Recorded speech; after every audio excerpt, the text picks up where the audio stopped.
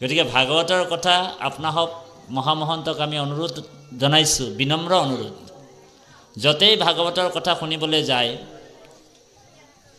লাগিলে 2 ঘণ্টা শুনক, আধা ঘণ্টা শুনক, 20 মিনিট শুনক, এই 5টা নিয়ম পালন কৰি ভাগৱতৰ কথাবিলাক শুনিলেহে আমি এই পবিত্ৰ স্থানত অহাটো সাৰ্থক হ'ব।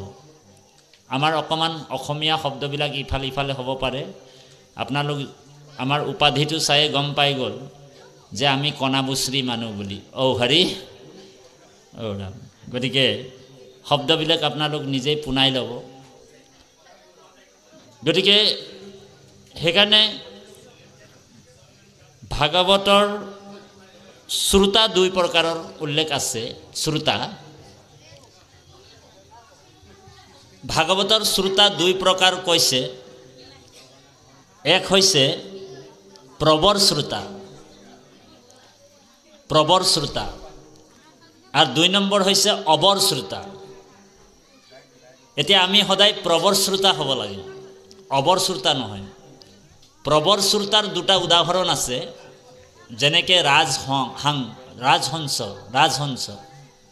এটা দিব্য ৰাজহংস আছে, ইয়াত নোপোৱাই, মানসৰোবৰ ফালে পোৱাই। এই ৰাজহংসটোক যদি গাখীৰ আৰু পানী যদি মিক্স কৰি দিয়া হয়, সেই ৰাজহংসটোৱে নীৰ এৰি ক্ষীৰ খায়। মানে নীৰ মানে পানী, ক্ষীৰ মানে গাখীৰ। আমি শ্ৰোতাও তেনেকুৱা হ'ব লাগিব, সেই দিব্য ৰাজহংসৰ নিচিনা। তাৰপিছত প্ৰবৰ শ্ৰোতাত আৰু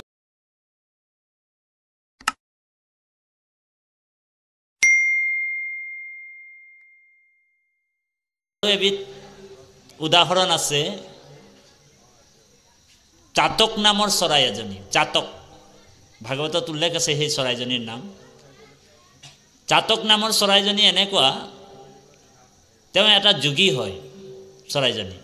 তেওঁ কি কৰে, আজি এতিয়া বাৰিষা ছিজন আহিব, তেওঁ 6 মাহলৈকে একো নাখায়, মাত্ৰ এই বাৰিষাৰ কিঞ্চিত পানী খাই তেওঁ জীয়াই থাকে। এনেকুৱা যোগী চৰাই। গতিকে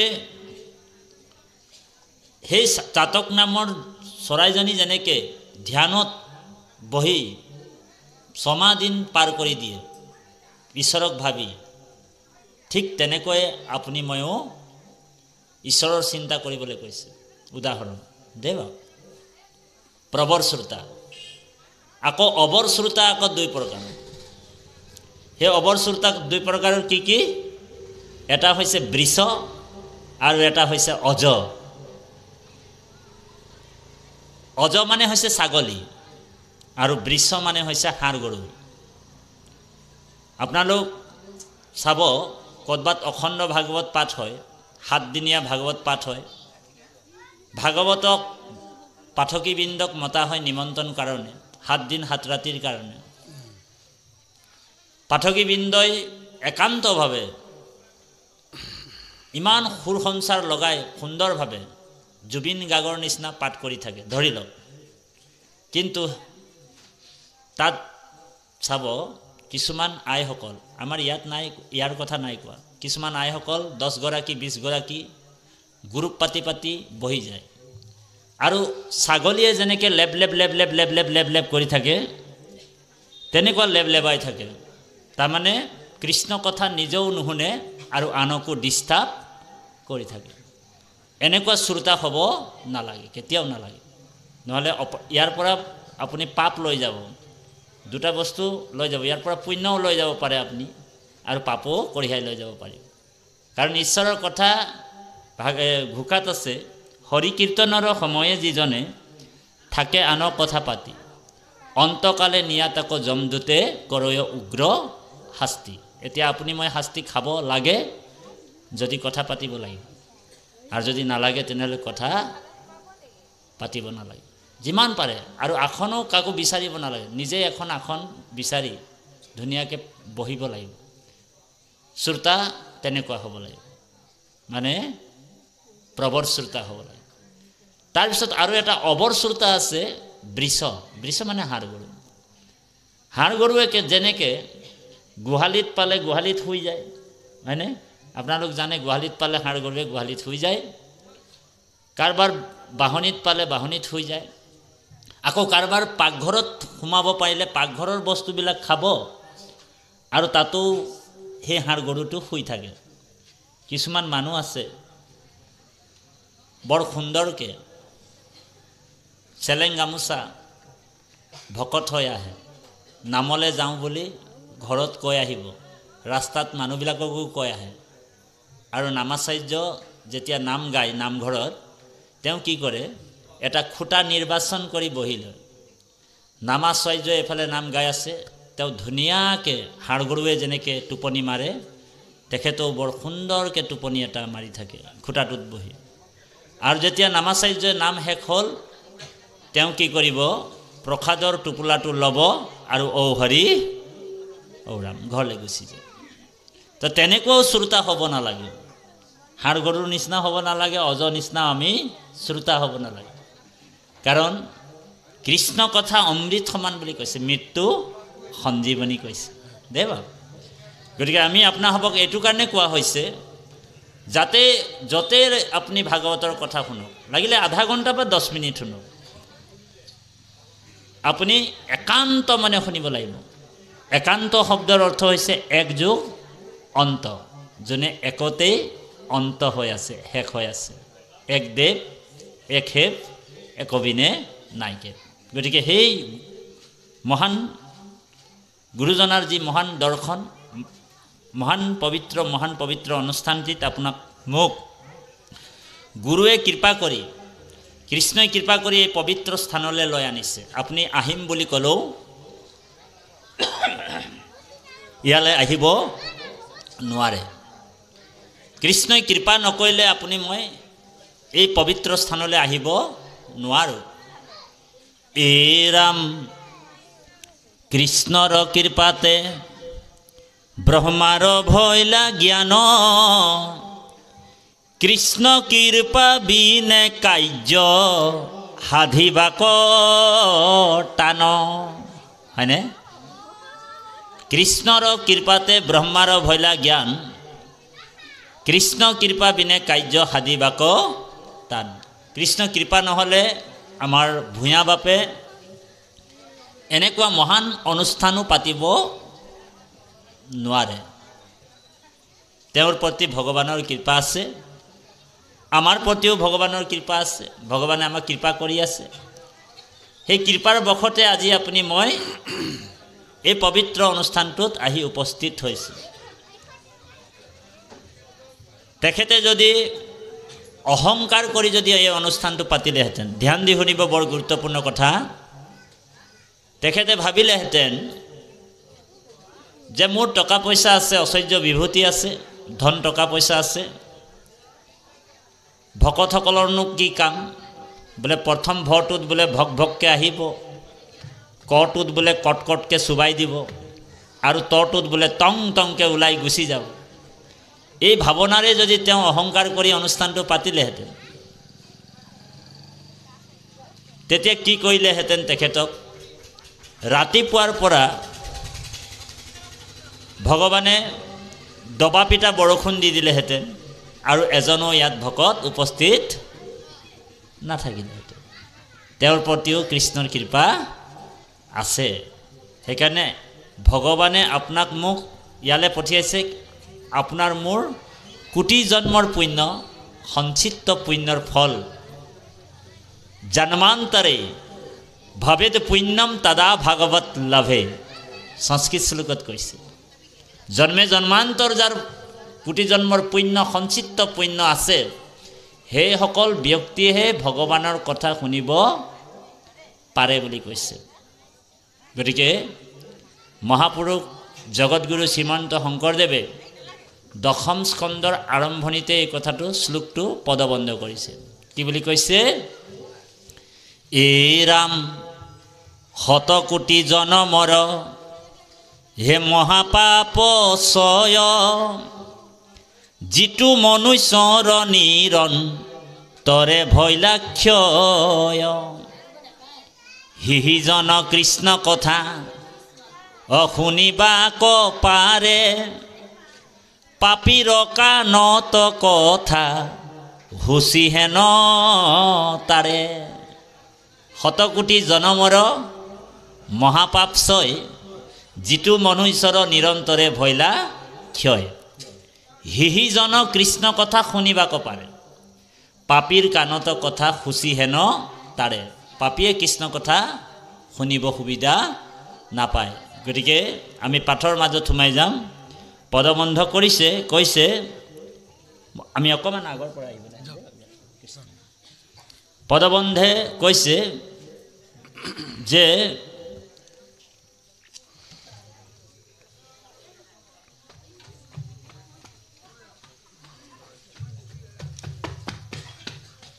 মৈত্ৰেয় বিদুৰক কৈ আছে, কি বুলি কৈছে?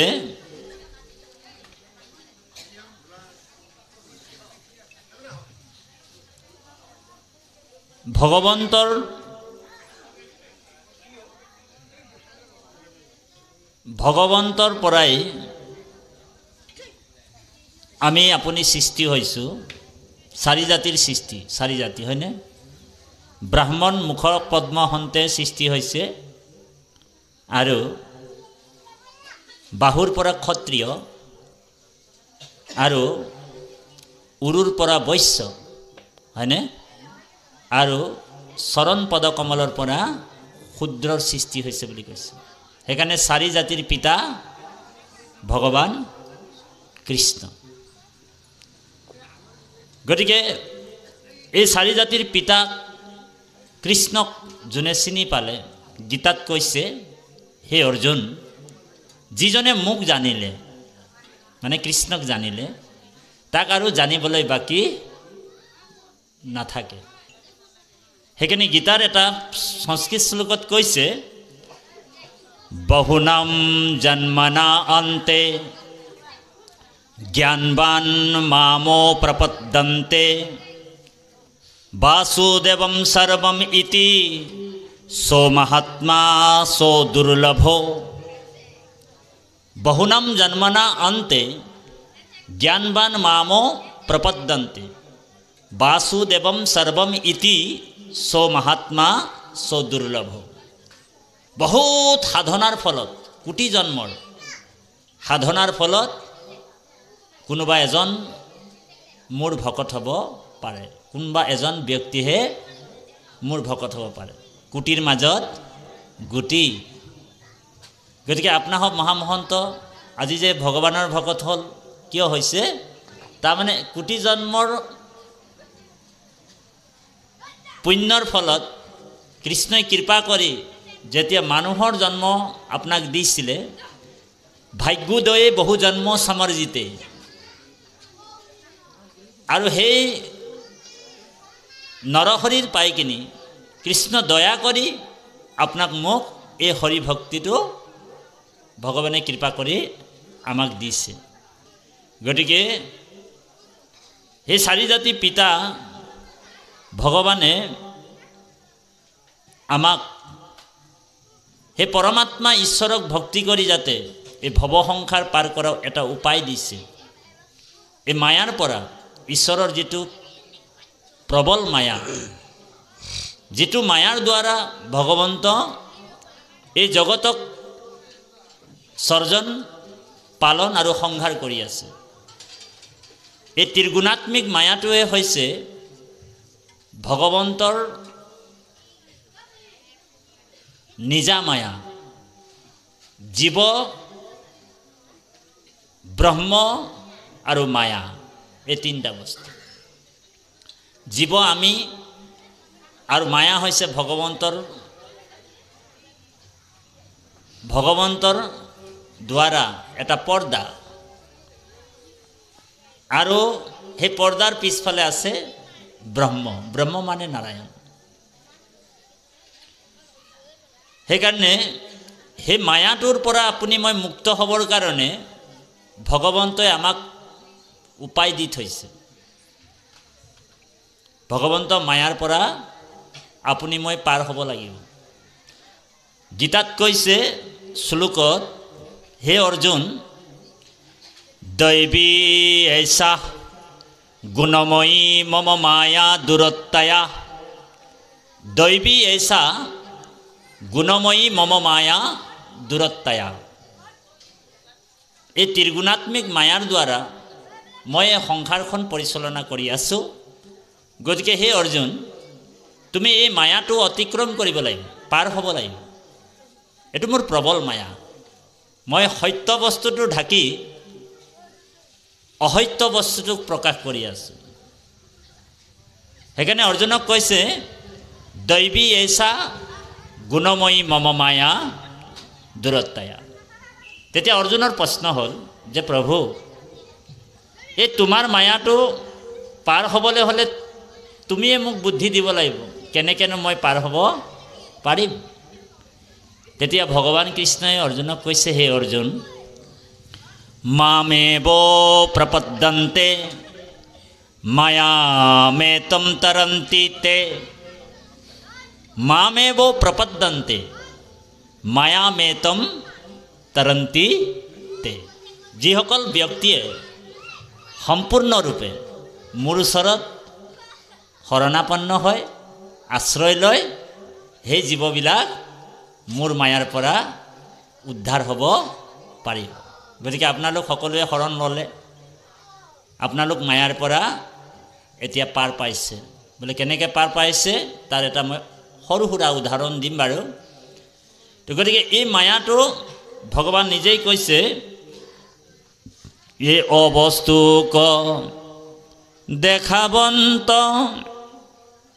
অবস্তু কয়াবৰি হেহি হে মুহুৰ মায়া জানা নিষ্ট কৰি অবস্তু মানে অবাস্তৱ অসত্য আৰু বস্তু মানে সত্য বা বাস্তৱ হয়নে ভগৱানে কৈছে অবস্তুক দেখাবন্ত বস্তু কয়াবৰি হেহি হে মুহুৰ মায়া জানা নিষ্ট কৰি এতিয়া আপুনি মই অসত্য বস্তুটোকে সত্য বুলি ভাবি আছোঁ বোলে অসত্য আৰু সত্যৰ কথাবিলাক আমি পিছত আলোচনা কৰিম ভগৱানে কৈছে মই সত্যটোক ঢাকি অসত্য বস্তুটোক দেখুৱাই আছোঁ জীৱবিলাকক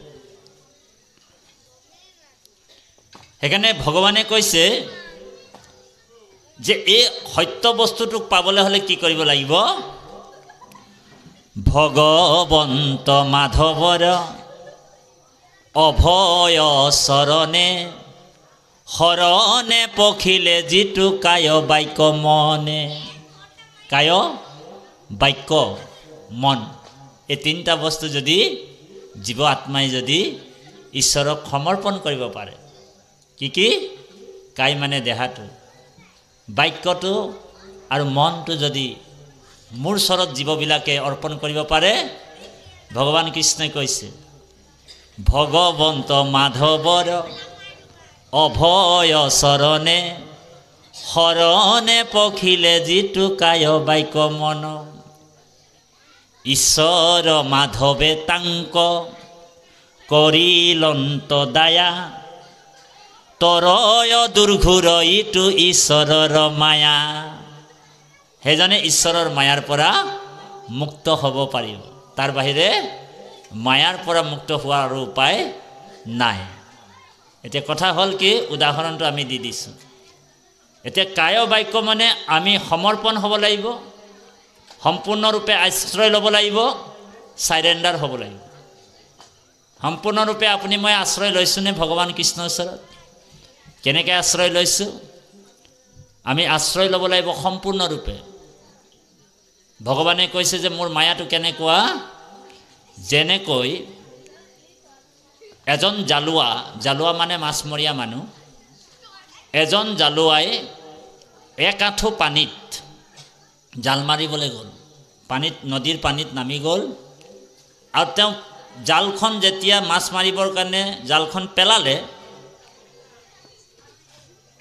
সেই জালুৱাটোৰ ছাঁটো চাই জালুৱাটোৰ জালৰ ছাঁটো চাই যিবিলাক মাছ নদীৰ মাছ ভাগিবলৈ মানে পলাব ধৰে সেইবিলাক মাছ মানে সেই জালুৱাটোৰ জালত বন্দী হৈ যাব। বন্দী হ'বনে বাপ সমস্ত? হ'বনে বন্দী? যিবিলাক মাছ পলাব ধৰিছে জালুৱাটোৰ জালৰ ছাঁটো চাই, সেইবিলাক মাছ সেই জালটোত জালুৱাৰ জালত বন্দী হৈ যায়। আৰু যিবিলাক মাছ চতুৰ হয় জালুৱাটোৰ ভৰিৰ তলে তলে সোমাই যায়, সেইবিলাক মাছ বন্দী হ'বনে? নহ'ব। তাৰমানে ভগৱান কৃষ্ণই কৈছে যিবিলাক মানুহে মই হেন ঈশ্বৰক এৰি, মানে কৃষ্ণক এৰি, বুজি পাইছেনে? মই হেন ঈশ্বৰক এৰি, কৃষ্ণক এৰি অন্য অন্য দেৱ দেৱীক পূজা কৰিব, ভক্তি কৰিব, সেই সকল মানুহে মোৰ সেই মায়াৰ জালটোত বন্দী হৈ যাব। আৰু যিবিলাক মানুহে কেৱল মোক আশ্ৰয় কৰি মোৰ গুণনামৰ দ্বাৰা ভক্তি কৰি আছে, সেই জীৱাত্মাবিলাক মোৰ মায়াৰ পৰা উদ্ধাৰ হ'ব বুলি কৈছে। সেইকাৰণে